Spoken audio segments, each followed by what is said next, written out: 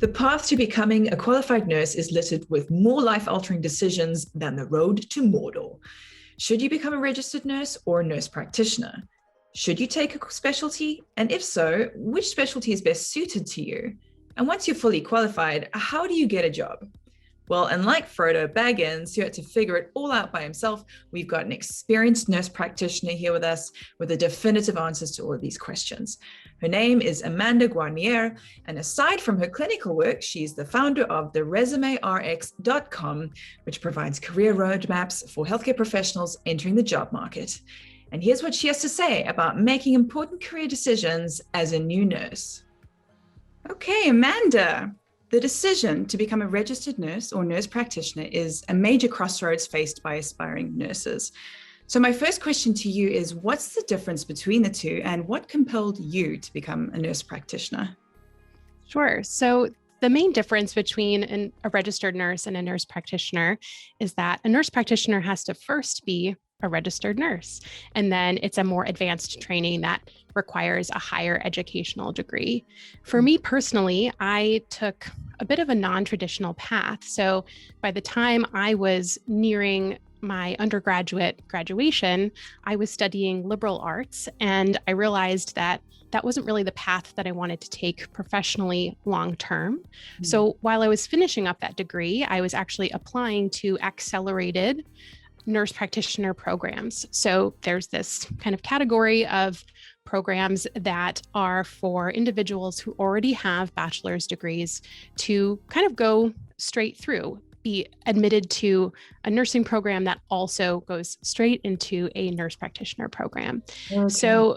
So yeah, and the roles are, quite different in that registered nursing is really the backbone of healthcare, and they really kind of keep the delivery going.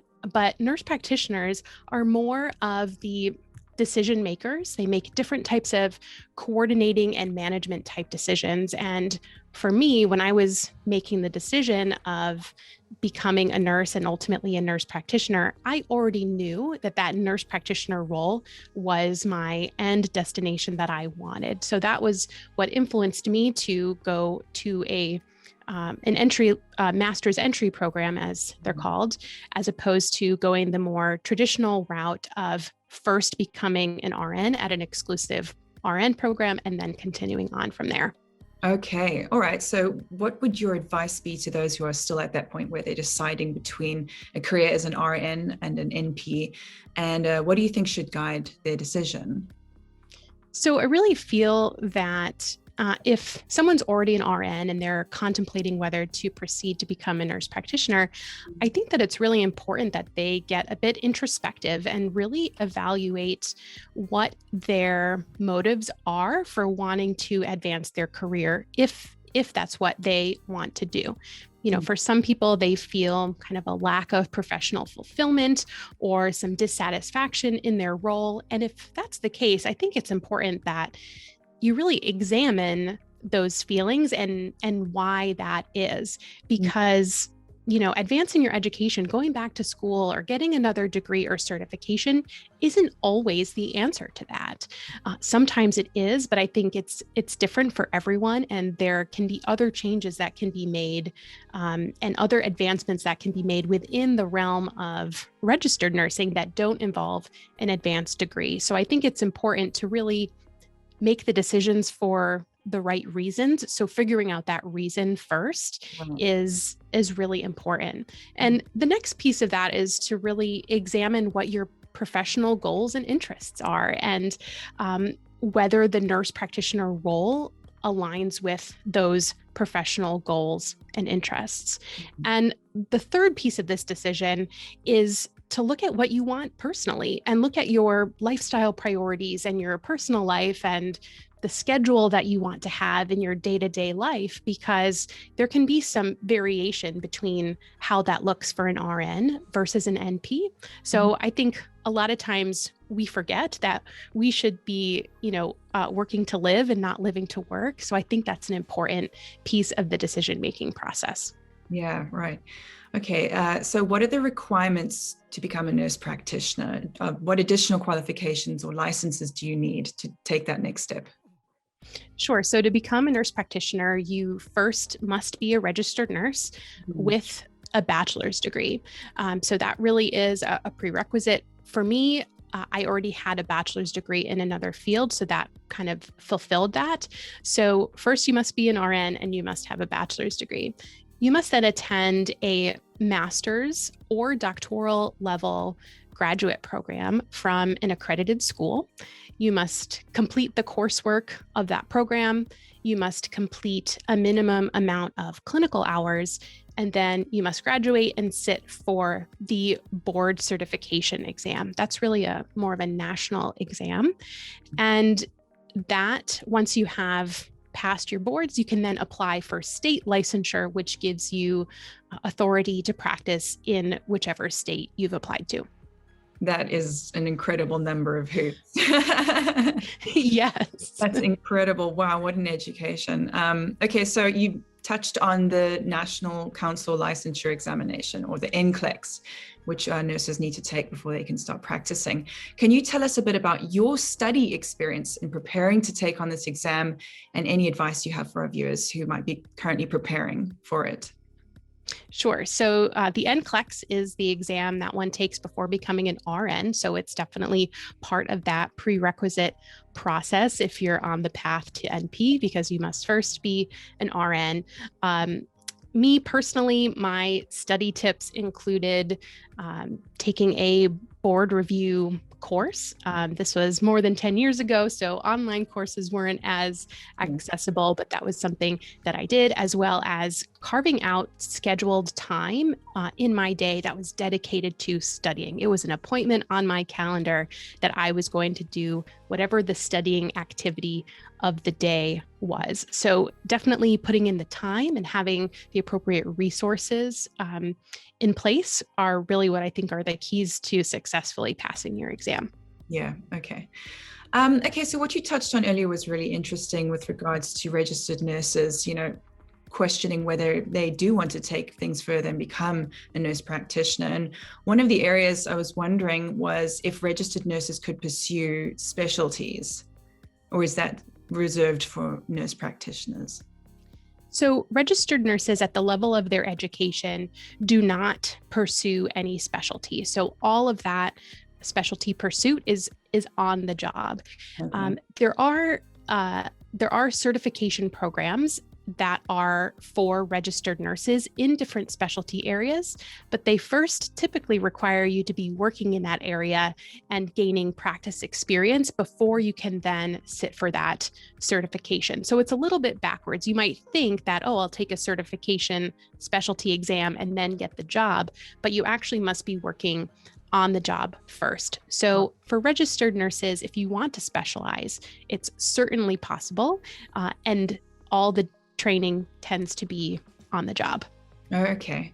And sort of backtracking just a bit, sort of what would be your advice for nurses who want to take a specialty, but I mean, where do you start? How do you choose, with so many specialties available? Yeah, definitely. So some people tend to know early on, when they decide to become nurses, they have a pull or a calling towards a particular specialty. That's a really good indicator of something to explore.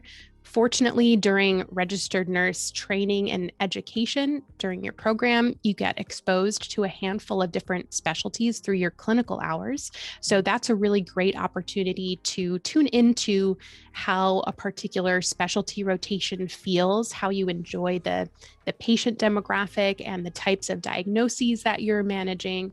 So some people, by the end of their registered nurse training, know for sure that they want to enter labor and delivery or neonatal ICU nursing, so they can focus their job search efforts on those positions. But that doesn't have to be the case, and it's certainly okay not to know.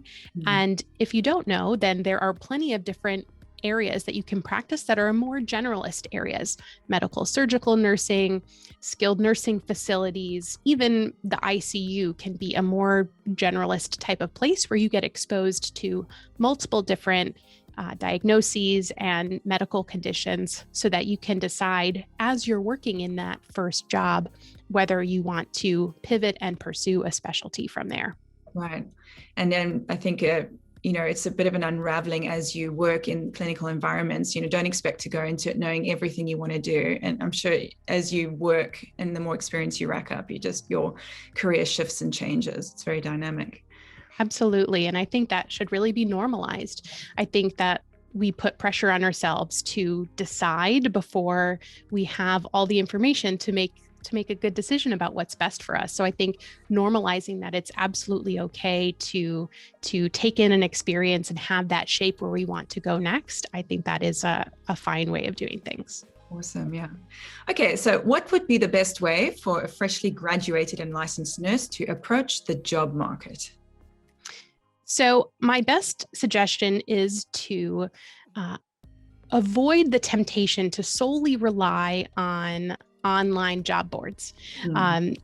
I think that we get a little bit too tied up in the technology of job applications, when the reality is that a large portion of jobs are filled by referral or word of mouth or network connections. So I think it's really tempting to kind of do the easy thing and just kind of scroll online and click and apply. So what I encourage instead is for people to try to reverse engineer the process by first figuring out what type of role you want to be in that would make you happy and kind of meet all those personal and professional goal criteria, and then try to figure out where those opportunities exist. So what hospitals or clinics or practice areas those opportunities exist in, and then go directly to the source. And maybe if that's a large hospital network, they post their jobs, in which case you can look and apply there. But maybe it's a smaller practice or a smaller clinic that probably doesn't advertise on big job boards or have a big website, in which case you can reach out directly to nurse recruiters who work there, or practice managers, or if you know someone who works for an organization that you're interested in working for, you can use that connection to ask for a referral or an introduction. So I think that it can be very tempting just to assume that whatever shows up on that feed, on that popular job search website is the only thing out there, but it takes a little bit more critical thinking and action to potentially get something that's a better or best fit for you. Use your nurse training in that Yes. critical yeah. And knocking on doors, that'll never go out of fashion. For sure. Okay. All right. So finally, could you tell us how your brand, the Resume RX, helps nurses navigate these tough decisions we've been talking about? Sure. So my mission at the Resume RX is to help nurses and nurse practitioners find, land, and love their dream jobs. So what that looks like specifically is I like to teach classes and content and put out podcast episodes about things like the job search, how to be prepared for an interview, how to optimize your resume, and also things like how to negotiate your salary and ask for raises and have difficult professional conversations. Because what I found is a lot of these topics aren't taught in our traditional schooling programs. And when nurses and NPs are equipped with this information and equipped with how to have these professional conversations and discussions, they end up in jobs where they're happier. They end up happier overall. And that satisfaction trickles down into the care they take of their patients as well. Oh, that's brilliant. Well, Amanda, thank you so much. This is really excellent advice for nurses setting sail in the job market, or even just those sort of negotiating their educational decisions. So thank you so much for chatting to me today. My pleasure. Thank you for having me. Great. Well, there you have it, the best advice for aspiring and freshly graduated and licensed nurses straight from the expert's mouth. Amanda Guarnier, an experienced NP and founder of the ResumeRx.com, which can help you steer your career with compelling resumes, online courses, graduation survival guides, and so much more. If you are studying to become a registered nurse or nurse practitioner, make sure you get Brainscape's NCLEX or nursing flashcards, which will help you study so much more efficiently and keep up that healthy cadence of daily review that is so essential for doing well in these content-heavy subjects. For even more guidance, check out the other videos we have on Brainscape's nursing channel and go to the Academy for A to Z study guides on how to excel in nursing school and beyond. These tools, together with your ambition and hard work, is everything you need to rise to your challenge.